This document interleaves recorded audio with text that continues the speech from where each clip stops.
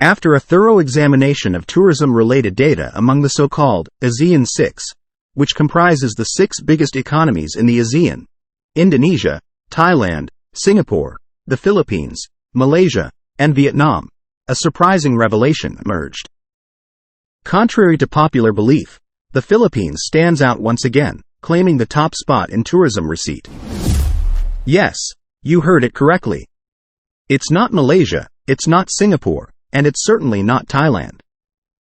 The Philippines, against all odds, secures the top position in ASEAN for tourism receipt on a per capita basis. This means we continue to attract the best tourists and sustain the pleasant services and hospitable reception that foreign tourists generally look for when traveling outside of the country. The numerous awards the Philippines has garnered are testaments to its status as a top tourist destination globally, providing top-notch quality service across all levels of accommodation, whether 5-star, 3-star, or budget travelers in accommodation. As we proceed, you'll uncover the compelling factors that set the Philippines apart in this impressive achievement. For ASEAN nations, the tourism industry isn't just important, it's indispensable for economic growth. Their captivating landscapes are like prized slices of paradise, which is why people from all over the world would eagerly visit. In the intense competition for tourists, ASEAN countries vie fiercely to secure a substantial share of the huge tourism market. So, why do they compete with each other? Because tourism isn't merely an industry, it's a driving force for a nation's prosperity. More tourists mean more money circulating, acting as a powerful engine, propelling the country's economic growth. In essence, this continual cycle propels the nation's GDP to new heights. From a business perspective, tourism equals money, and money signifies progress. We have to admit, Thailand, Malaysia, Singapore, and Indonesia recognize the potential of tourism ahead and proactively develop their infrastructure to meet the growing demand. The Philippines, on the other hand, only recently grasped this potential and eventually joined the race. In essence, it's the new kid on the block in the tourism industry. While catching up, the Philippines is taking its time to build the necessary infrastructure, ensuring not only convenience for guests, but also safeguarding its rich natural resources. It's good for its ecosystem. The 7.7 million target for 2024 may look unimpressive compared to our neighbors in the ASEAN. But it's a prudent move, as it's a perfect balance of sustaining the economic growth it needs from foreign tourists' influx, while providing its very own local tourists ample space to relish the natural wonders of their motherland. Here's a fun fact. Tourism receipts from local tourists surpass those from foreign travelers. In 2022, a year still in the process of recovering from the pandemic, the total tourism receipts reached 1.87 trillion pesos. Surprisingly, only 214.58 billion pesos of that amount was contributed by foreign tourists. In short, we are not in dire need of that intense competition. We are doing well on our own. The income coming from foreign tourists is just an addition to an already stable tourism market we have in the Philippines. So, let's be patient while we're preparing for the huge influx of foreign tourists that would soon come. Now, let's proceed to the main topic of this, the tourism receipts. And here's what I've gathered. First of all, it has been quite a difficult journey to this discovery, as our neighbors aren't that transparent with their actual data, unlike ours, which is transparent and highly accessible. And second, not all our neighboring countries have released the actual figures.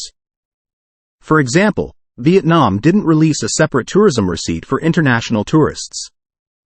What they have is data for the whole tourism industry, so let's disqualify Vietnam. Singapore released data only up to November, and Indonesia released its total tourism arrivals but not the entire tourism receipt data.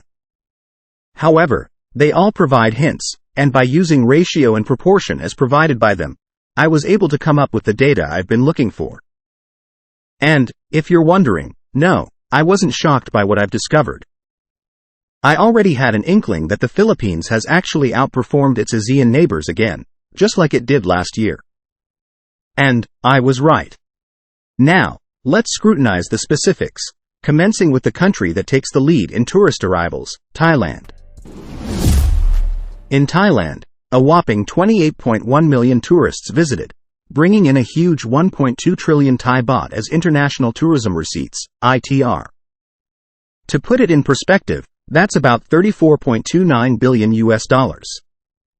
Now, when we look at each visitor, they contribute around $1,219.25 US dollars on average to Thailand's tourism earnings.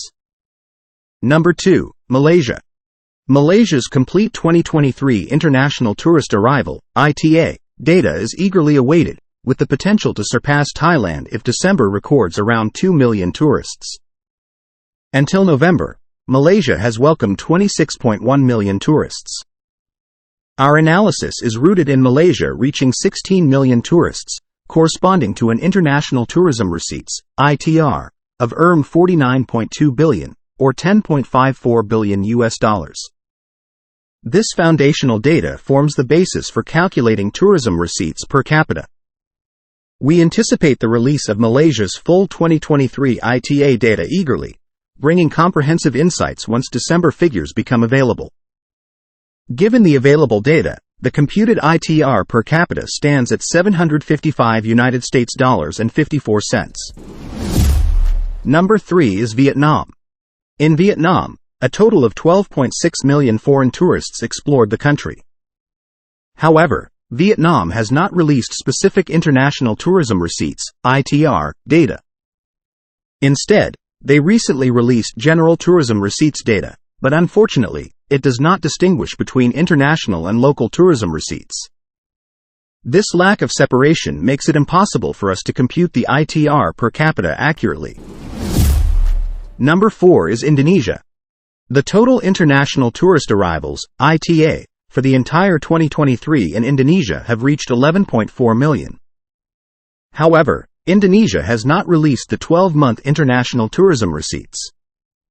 Nevertheless, I have gathered data covering the first 3 quarters, from January to September. During that time, a total of 9.49 million international tourists visited Indonesia. The total international tourism receipts for that period reached USD $10.46 billion.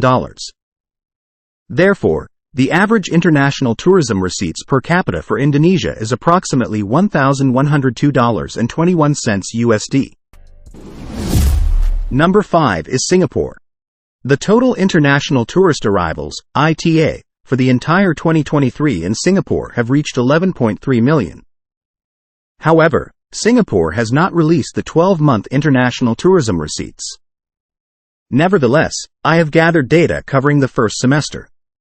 During that time, a total of 5.8 million international tourists visited Singapore, and the total tourism receipts for that period reached $8.76 billion US dollars. Therefore, the average international tourism receipts per capita for Singapore is approximately $1,555.34 US dollars. And finally, the Philippines. In the Philippines, a total of 5.45 million tourists visited, contributing to the overall international tourism receipts, ITR, of approximately $9.65 billion United States dollars. Therefore, each tourist's contribution to the Philippines' tourism revenue is around $1,770.18 USD, making it the highest international tourism receipts per capita in the whole ASEAN region. This data reflects the Philippines' attractiveness as a tourist destination, particularly to foreign tourists who genuinely seek to enjoy their stay in the country, contributing significantly to its economic growth. The emphasis on quality over quantity in terms of tourism revenue per visitor sets the Philippines apart, showcasing the unique appeal and positive experiences it offers to international travelers. This concludes our discussion for now. Stay tuned for the next video, where we'll delve into why the Philippines, despite having the lowest international tourist arrivals among its neighboring ASEAN countries, stands out as more profitable. Thank you for joining, and see you in the next installment.